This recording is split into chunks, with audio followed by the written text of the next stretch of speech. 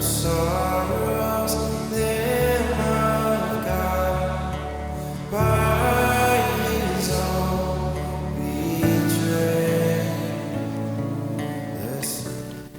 Luke chapter 10 verse 42, but one thing is needed, and Mary has chosen that part which will not be taken away from her.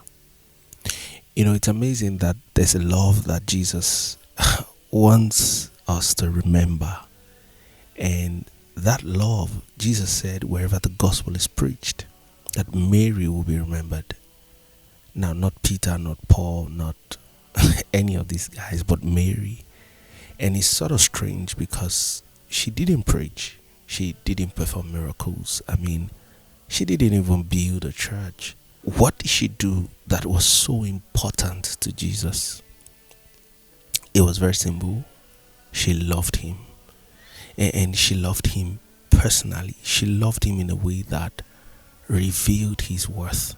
You know, you can do many things for God and still miss the one thing that he desires. Friends, the first time we meet Mary, she's seated, and she's seated at his feet. I mean, looking and listening and just fixed her gaze on him.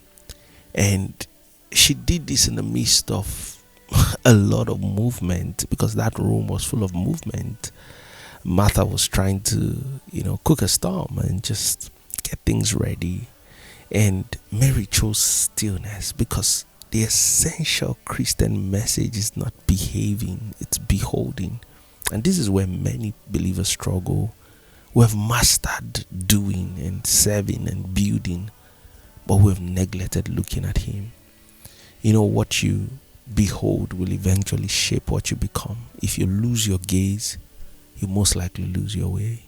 Martha's problem was busyness, and there's a problem with busyness.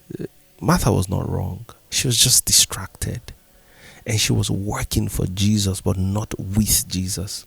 Because you see, there's a danger here. You can be busy around God and still be empty of God.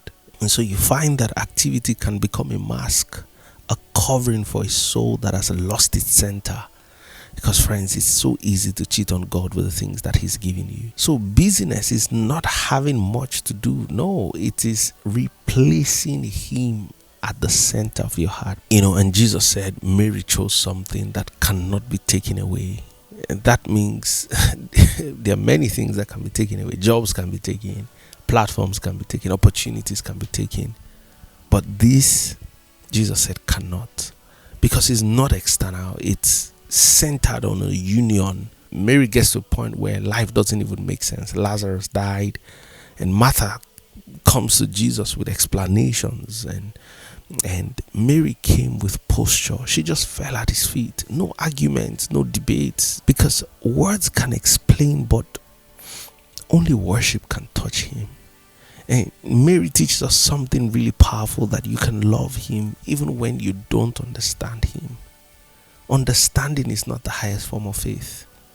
Adoration is. Some answers are not given, they are replaced by his presence. And friends, this same Mary breaks the alabaster box and she pours everything. She gave everything because he was everything to her. And something happens. The fragrance fills the room. And this is the mystery, friends. Private devotion becomes public impact. That what you pour on him will eventually fill your world. Friends, there's so much to learn from this Mary of Bethany, that God is not trying to get something from you. He's trying to bring you to himself, because in him, your satisfaction is found, your identity is formed, your desires are healed. And Mary discovered something that most believers are still searching for, that God is the reward. Not what he gives, not what he does, but him. So friends, this is a call to you today. God is still looking for one thing. I mean, a heart that will sit, a soul that will gaze, a life that will behold. Because when you truly see him, everything else loses its grip.